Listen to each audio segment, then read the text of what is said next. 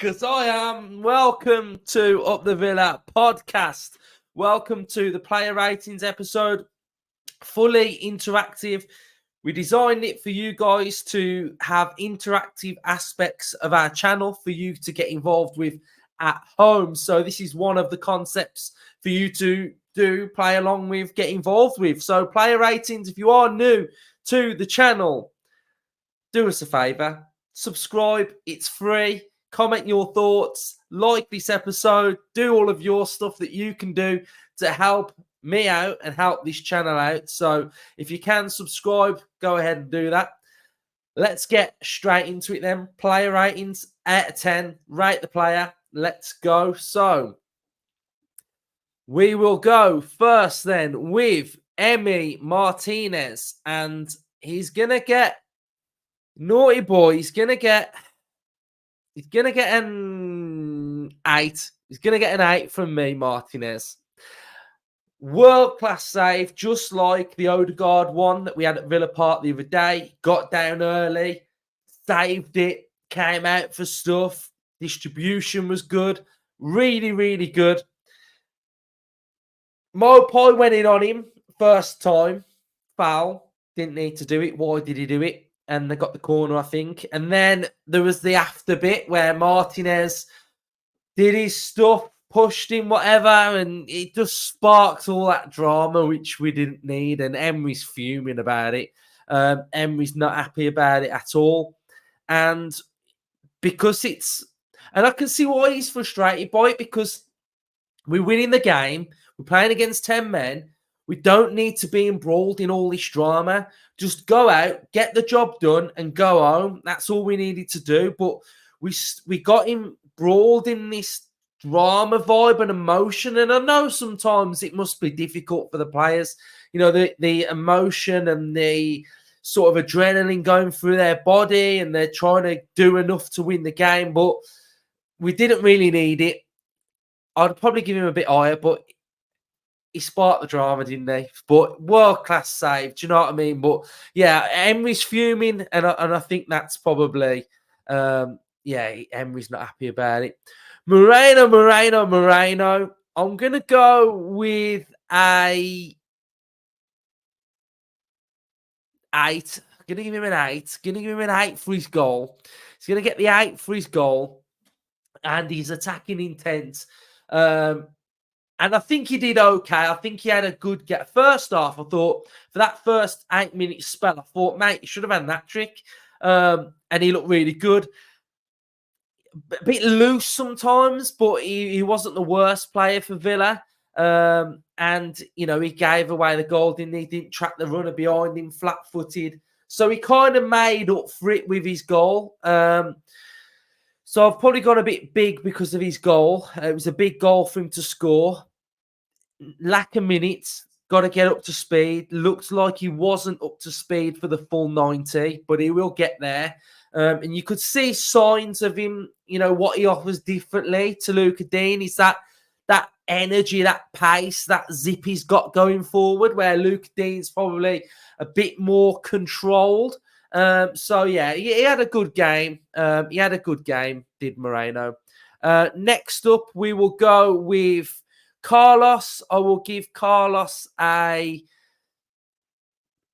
don't think Carlos did anything wrong, did he really? I'd probably give him an 8. I'll fly through these two as well. Konsa, you know, in that right back role, probably give him an 8 as well. I thought they were solid enough. The high line worked to treat at times. The offside trap, we got them offside numerous amounts of times. So I thought all in all, they were pretty good. Pau Torres, you know what? I absolutely loved him today.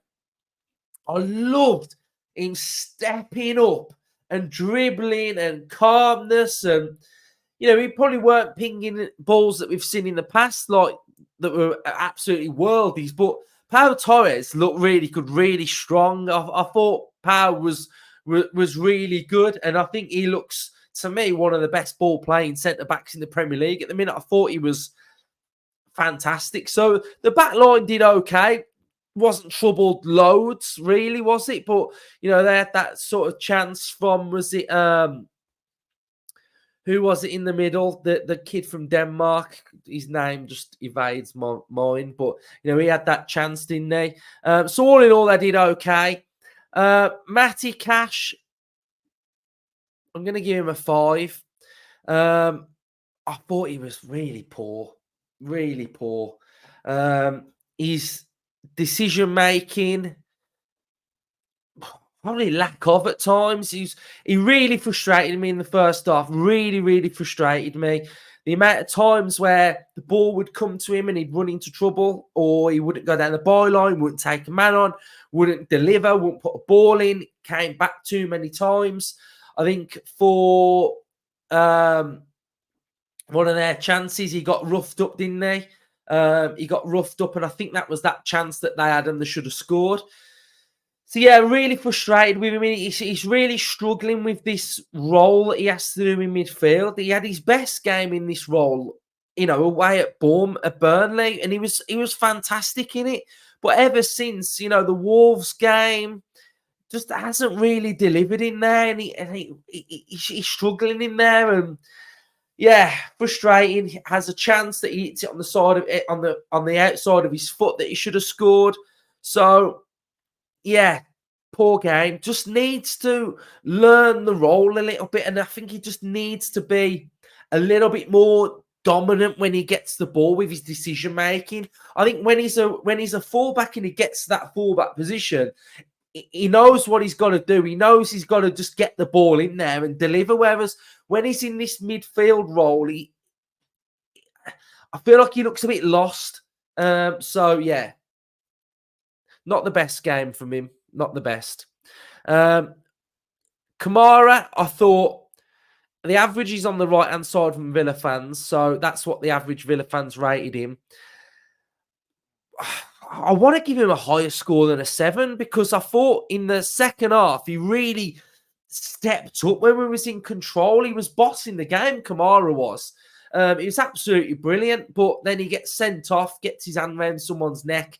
I haven't read any of your comments yet, so from the match reaction, so I don't really know whether you think it's a red or not, but I kind of think it's a red. You can't do that, but this stems from Martinez, doesn't it? It stems from Martinez, and it does that brawl, and it's just carnage. So, so I thought Kamara had a really good game. McGinn, 7. I thought McGinn was okay. I was looking for McGinn every time in that second half to just get on the ball and pop it off and do stuff, and he was doing that. So I felt like it was a solid game from McGinn. I thought McGinn was, pretty good in the middle of there, playing in a different position, and I think that's a testament to McGinn that you can just put him anywhere and he'll do a job, and he does the job really, really good. Ramsey, I'm going to go 6. I think he was quite loose in the first half. He had that big chance that he spurned. He's getting back minutes as well. Needed a little bit more from him in the first half. Second half, he grew into it a little bit.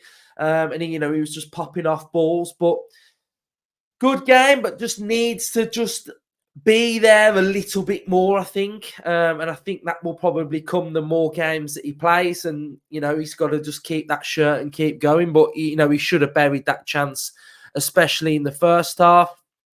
Next up, Diaby. Average has been a 4. I would give him... I'd give him a... Well, I've got to say, I'll go 5. I'll go low 5. Yeah, some touches when he comes in deep. Okay. Need to see a lot more from him, I think. Bit like Cash today. I think both didn't really do much. And when we do the debrief, I'll show you a graphic of our right-hand side. And it was poor in the first half. So I know I keep going on about the first half, but I've got it in my head that first half weren't the best. But did he do enough second half? Went a bit wide the second half, didn't he? Started to get on the ball a little bit, but didn't really offer that much, did he? Watkins, I'm going to go 8. The commentators were doing my head a little bit. It was sort of like he's not coming in, he's not touching the ball enough, but we're now starting to see that he only needs one chance and he'll score. And I think that's the only chance he had and he scored. So, Great from Watkins to get the goal. You know, got to be in the right place, right time.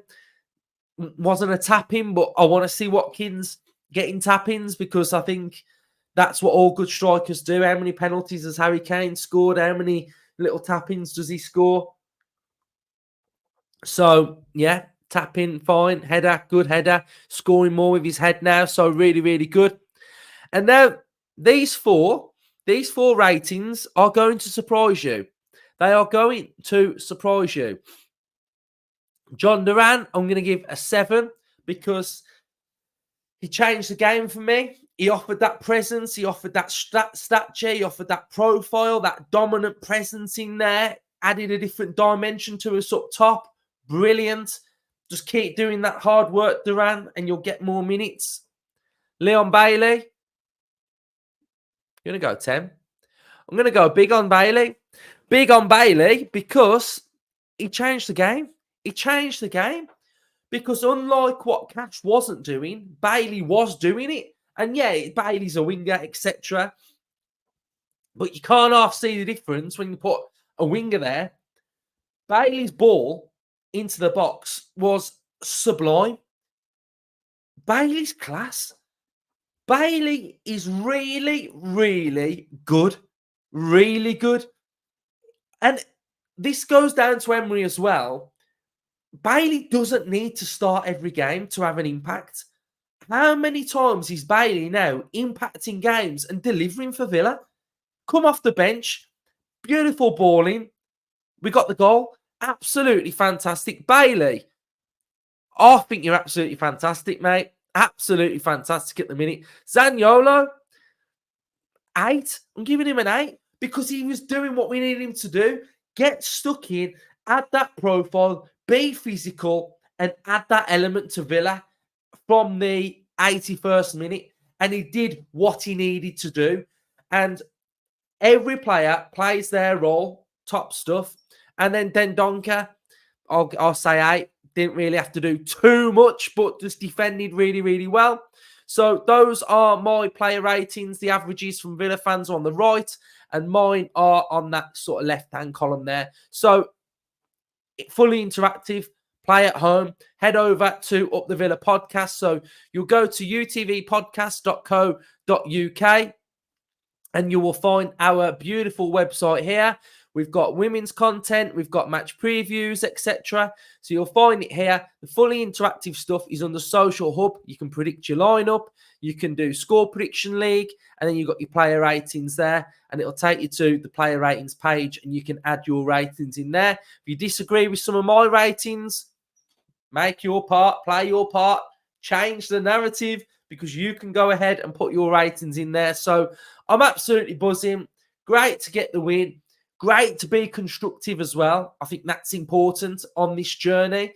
You know, we can't just always come on a win and just try and give happy vibes. We've got to sort of analyse and see who can improve, where we can improve, strive to be better.